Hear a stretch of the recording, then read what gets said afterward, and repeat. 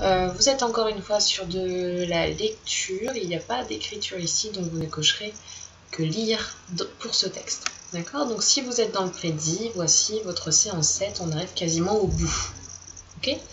Alors, dans un premier temps, je vous lis le texte puisqu'il y a des éléments qui risquent d'être un petit peu compliqués que je vais essayer d'expliquer et je lirai bien sûr toutes les consignes. Une découverte de Marco Polo, la salamandre. Et sachez aussi qu'en cette montagne se trouve une veine de laquelle on tire la salamandre, laquelle ne peut brûler quand on la met au feu. Et c'est la meilleure que l'on trouve dans le monde.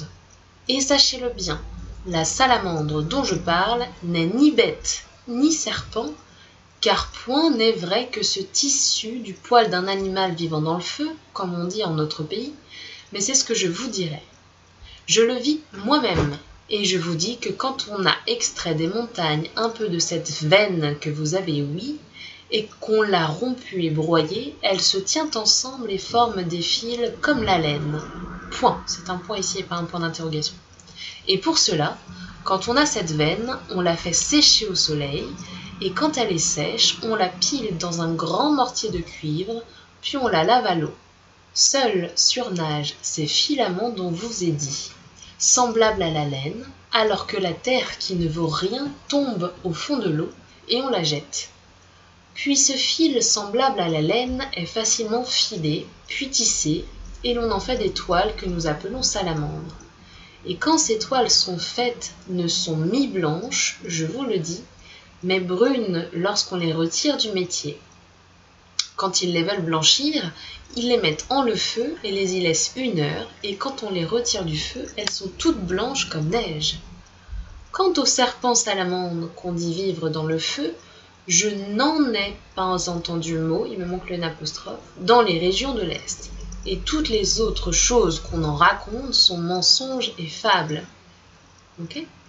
Alors, il y a donc des notes de bas de page, d'accord, qui vous permettent de situer géographiquement ce dont on parle. Il faut savoir que cette fameuse salamandre dont il parle, c'est votre petit numéro 3, c'est ce qu'on appelle aujourd'hui l'amiante. D'accord ? L'amiante, vous en avez peut-être entendu parler puisque on dit qu'elle est toxique et elle a largement été utilisée dans les bâtiments pour ses propriétés justement isolantes. D'accord ? Il y a certaines formulations qui sont peut-être moins claires également, que vous avez, oui, dont vous avez entendu parler.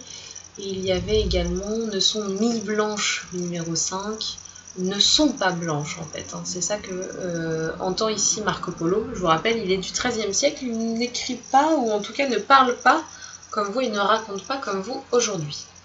Ok ? Alors, vous êtes sur un texte qui vous parle de la salamandre. Qu'est-ce que vous connaissez de la salamandre ? Ben, normalement, si vous tapez salamandre, je ne l'ai pas fait, mais je vais le faire en espérant. Voilà, que ça fonctionne. Vous devriez avoir ici l'image d'une salamandre. Voilà, voilà ce qu'on vous montre quand on parle d'une salamandre. C'est-à-dire, on vous montre un animal, une sorte de, schématiquement, on va dire, de petit lézard. D'accord ? Marco Polo ne vous parle pas du tout de ça. D'accord ? Il vous dit bien d'ailleurs, quant aux serpents salamandres qu'on dit vivre dans le feu, je n'en ai pas entendu mot dans les régions de l'Est. Ok ? Donc il faut bien relire le texte pour bien comprendre ce que va nous expliquer Marco Polo. Je vous lis les questions, et puis bien sûr après, vous pourrez faire une pause dans la vidéo puisque j'apporterai la correction. Quels mots du texte correspondent à l'image de la salamandre? C'est-à-dire ici l'image que moi j'ai prise de ce qu'était la salamandre, dans ce que l'on pensait être la salamandre en Europe. Dans quelle région du monde se représentait-on ainsi la salamandre au Moyen-Âge? D'accord, celle-ci, hein, ok, pas celle du texte. Que découvre Marco Polo à propos de la nature de la salamandre lors de son voyage? Quelle est la propriété de cette substance? Quelle est la propriété commune à cette substance? Et l'animal fabuleux de cette image. Ensuite, entre la salamandre occidentale et la salamandre orientale, laquelle est du côté du mythe, laquelle est du côté de la réalité? Relève ensuite des passages où Marco Polo interpelle son lecteur. Que veut-il prouver? Explique. Et vous faites ensuite un petit bilan. D'après le dernier paragraphe, en quoi Marco Polo fait-il preuve d'esprit critique? D'accord? Donc ce texte, il est très important puisqu'en fait, il est scientifique. On vous parle de quelque chose de scientifique ici. Mon titre de séance, c'est bien un reporter à l'esprit critique, qui critique ce qu'il voit lui-même, qui critique ce que l'on connaît au Moyen-Âge. D'accord? Donc faites une pause, je passe à la correction. Vous, bien sûr, prenez le temps de bien répondre aux questions. Alors, quels mots du texte correspondent à l'image de la salamandre? Eh bien, vous avez par exemple, vous avez qui ne peut brûler quand on la met au feu, puisqu'on a bien l'impression d'avoir un animal qui ne brûle pas. Ok? Vous pouvez avoir aussi les mots bête et serpent. Ne mettez pas les négations justement, puisqu'on a l'impression d'avoir une bête et un serpent. Vous pouvez parler du poil d'un animal vivant dans le feu. Ça, c'est bien ce que l'on semble avoir dans l'image ici. Toute la suite, il n'en est pas question. Et vous pouvez éventuellement fluoter le serpent salamandre. D'accord? Puisque c'est bien ce qui a l'air d'être représenté ici. On voit en gros un animal qui semble tenir un petit peu du reptile avec sa longue queue ici. Okay, donc ce serait le fameux serpent salamandre. Dans quelle région du monde se représentait-on ainsi la salamandre au Moyen-Âge? Eh bien, j'ai répondu en fait en vous lisant la question tout à l'heure. C'est en Europe qu'on s'imagine effectivement que le serpent salamandre ressemblerait à ça. Ok? Alors que justement Marco Polo, qui n'est plus en Europe à cette époque, va découvrir quelque chose sur la salamandre. Que découvre d'ailleurs Marco Polo à propos de la nature de la salamandre lors de son voyage? Eh bien, pendant son voyage, il vous le dit bien, la salamandre dont je parle n'est ni bête ni serpent, car il n'est pas vrai que ce tissu vous provient d'un animal vivant dans le feu, comme on dit en notre pays, c'est-à-dire en Europe. Mais il va vous expliquer ce que c'est. Ce qu'il vous dit, c'est qu'en fait, c'est extrait de la roche, c'est extrait de la pierre, puisque c'est quelque chose qu'on a tiré de la montagne. C'est une veine qui apparaît donc dans la roche, dans la fameuse montagne, que c'est ainsi que l'on trouve cette salamandre. Je rappelle qu'aujourd'hui on l'appelle amiante, et qu'il faut donc pour cela réussir à la faire sécher au soleil, ensuite à la piler, la laver à l'eau, puisqu'on retrouve alors seulement les filaments et on évacue en fait tous les autres dépôts qui n'en sont pas, comme la terre et les restes de roche. Okay ? Donc vous êtes bien face à quelque chose qui n'est pas animal, mais qui est bien, on va dire, minéral. D'accord? Ok?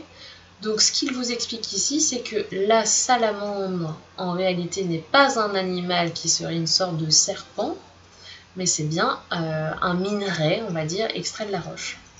La propriété de cette substance, j'y ai aussi répondu en vous expliquant ce qu'était l'amiante, eh bien c'est que justement, c'est un isolant particulièrement intéressant, puisque ça ne brûle pas, ou en tout cas ça supporte, laquelle ne peut brûler quand on la met au feu. Donc c'est-à-dire que c'est bien quelque chose qui tolère une grosse chaleur, qui est donc résistant. Okay ? C'est ça qui est très important et c'est pour ça qu'on l'a utilisé justement en termes d'isolant. Okay ? Quelle est la propriété commune à cette substance alors et à l'animal fabuleux? Eh bien c'est que l'un comme l'autre semble être particulièrement résistant au feu. D'accord ? On parle d'animal fabuleux ici puisque c'est un animal justement mythologique au sens qu'il n'existe pas, qui est en réalité un mythe.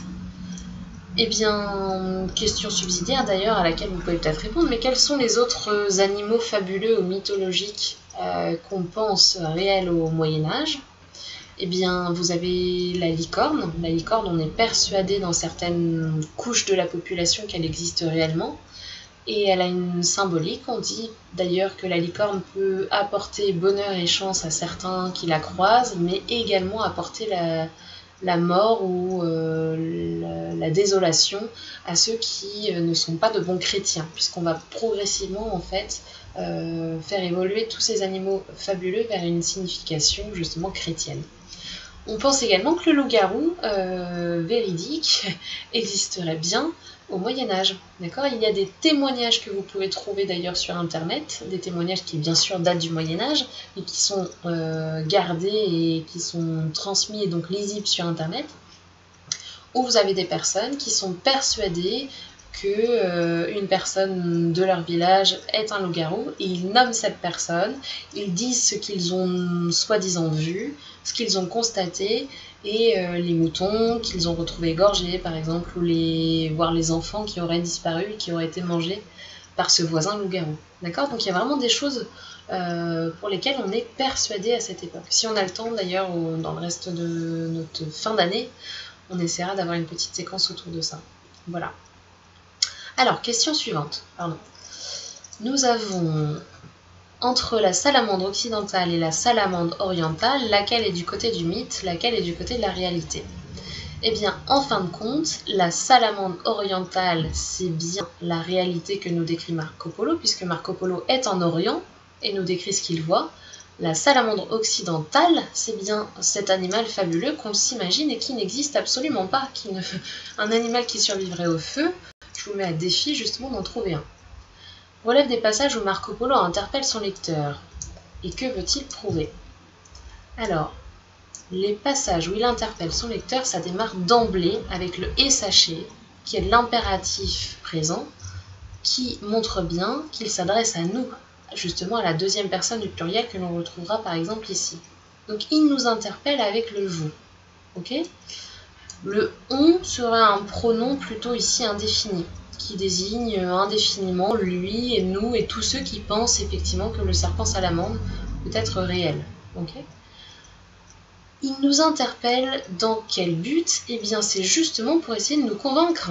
D'accord? Dès le début, il veut nous convaincre que ce qu'il a vu, je le vis moi-même, est bien quelque chose de vrai. Et je vous dis que, et pour cela, etc., etc. Et quand ces toiles sont faites. Donc tout cela montre qu'il est en train d'essayer de vous convaincre de sa démonstration, où il vous explique étape après étape comment était produite l'amiante. D'accord? Dans un premier temps, il vous explique que la salamandre, celle dont il parle, n'est pas cette bête qui n'existe pas. Il vous dit ensuite comment fonctionne en réalité l'amiante, la salamandre, et à la fin, il vous affirme que ça n'existe pas et que tout ce qu'on en raconte serait donc mensonge et fable en Europe. Okay, voilà comment il a cherché effectivement à vous convaincre, en vous interpellant. Donc d'après le dernier paragraphe, en quoi Marco Polo fait-il preuve d'esprit critique? Il fait preuve d'esprit critique puisqu'il revient sur ce que l'on pense en Europe après nous avoir prouvé que justement ça n'existe pas. Il vous donne son point de vue. Je n'en ai pas entendu mot dans les régions de l'Est, c'est-à-dire en Orient. D'accord? Il n'a absolument pas entendu parler de cet animal mythologique. Ce qui lui permet d'apporter donc cette conclusion et cette phrase définitive et toutes les autres choses qu'on en raconte, donc le « on » sera les Européens, il l'affirme, sont mensonges et fables. D'accord? Donc il fait bien preuve d'esprit critique puisqu'il revient sur quelque chose qui est communément admis en Europe, un animal fabuleux, la salamandre existe, alors que justement Marco Polo critique ce que l'on pense naïvement ou peut-être bêtement en Europe. Il vous explique très clairement que ça n'est pas possible, que ça vient d'autre chose, que c'est donc quelque chose de minéral et non pas d'animal fabuleux ou mythologique. Ok? Bien, alors c'est un texte, je l'ai dit, qui était un petit peu compliqué, mais justement ça reste quand même un matériau qui est important, et donc dans la suite de la séance que vous ferez le jour suivant ou dans les jours suivants, vous aurez deux petits textes et surtout en fait une autre enluminure sur laquelle on va s'arrêter. Merci.